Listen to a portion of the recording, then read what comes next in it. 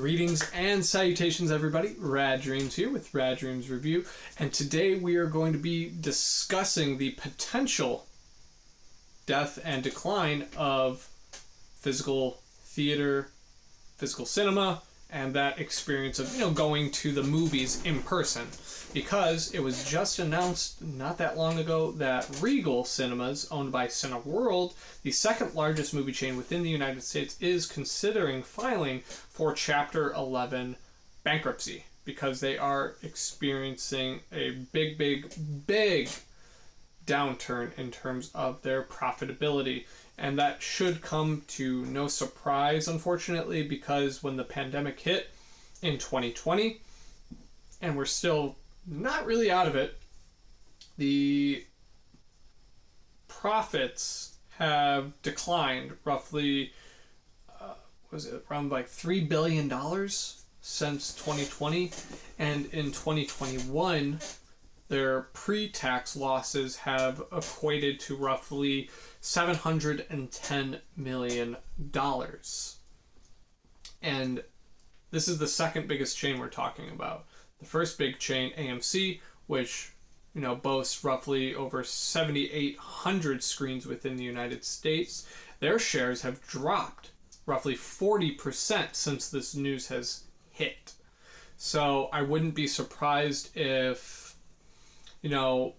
they drop even further, right? Because the confidence isn't there with the investors, the confidence isn't there with the consumers. Because not only do we have the pandemic to worry about in terms of our apprehensiveness of going to the theater, we also have the convenience of streaming services to go along with that.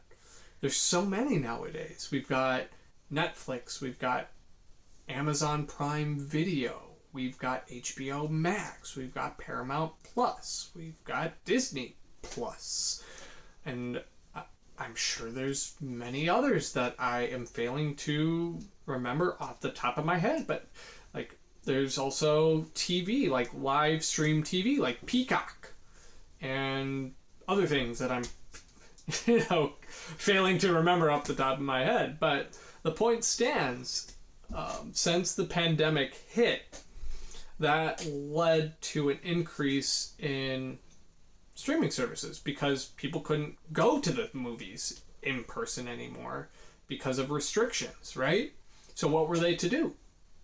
They had to resort to streaming because that's what was and still is available to the consumer at a fairly reasonable price. And when you combine that aspect to, you having a family and watching a film at your home, the cost of doing so is significantly diminished, right?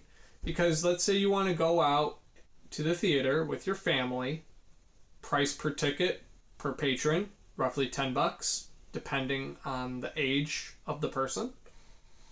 Then you combine that with concession stand pricing. Now, for a bottle of water, let's say, for instance, you got to pay like $5. Popcorn, small popcorn, probably $4 or $5.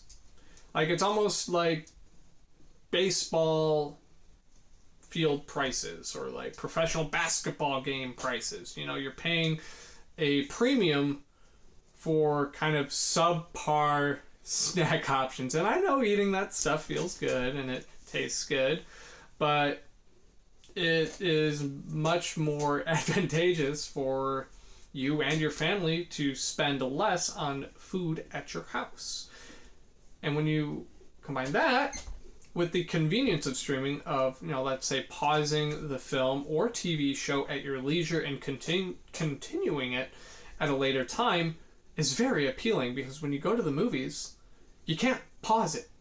There's no intermission at a movie theater. When I saw Avengers Endgame, my bladder was tested.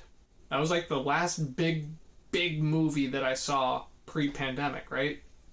And I had to hone my bladder or else it would explode. And I didn't want to miss a second of the theater, right? Excuse me, I didn't want to miss a second of the movie that was playing in the theater, is what I should say. Because it was so, engrossing. But I wouldn't change that for the world. I do not regret seeing Endgame in theater, because that really did enhance my experience of watching the film, because when hype moments happened, the rest of the patrons were like hype with you. I'm assuming at this point enough people have seen Avengers Endgame, but I'll try not to spoil to the best of my ability. But like when the Thanos snap happened, that was a pretty dramatic moment. And when a moment happened with Iron Man, that also really touched a lot of the moviegoers. And then when the moment happened with Captain America, I'm trying to be as non-specific as possible because even though the movie's been out for a while, these moments are technically spoilers, so I'll try to be as non-specific. But yeah, when that moment with Captain America happened, like the whole theater was like, "Yo, let's go! Hype, hype, hype!"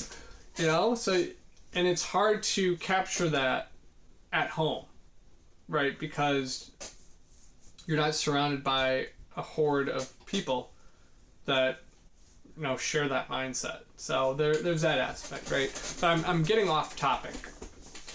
Let's segue back into the bankruptcy woes of Regal. Do I think it'll happen? Probably, unfortunately, because the stars, so to speak, are aligned in that negative way for them. And will AMC improve their performance? Only time will tell for them. Will the other theaters see improvement? Again, only time will tell. But it's not looking good. So there's no real good way to end this video, unfortunately, because it's a bit of a somber one. We're talking about the decline of physical cinema. After all, I'm a huge advocate for the in-person movie-going experience, as much as I was harping on it earlier, with the positives of streaming.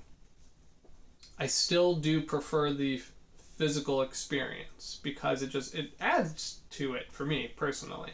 I know some folks prefer streaming. I'm not one of those people.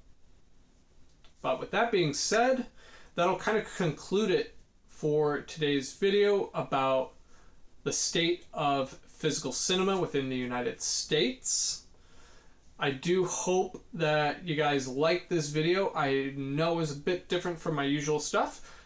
So make sure you let me know in the comments below if you enjoyed this, what your thoughts are on the physical theater going experience. Do you like it? Do you not like it? What do you think is going to happen? Is there a chance for Regal to recover, for AMC to recover? All these, chains within the United States. Is there a chance for them to improve? Let me know, because I am very curious what you think. But with that being said, again, make sure you like the video, subscribe to the channel. It does help me out immensely, and I would be eternally grateful for you to do so. But yeah, that'll do it for me today, guys. I do hope that you guys stay safe out there, and above all else, I do hope that you stay rad.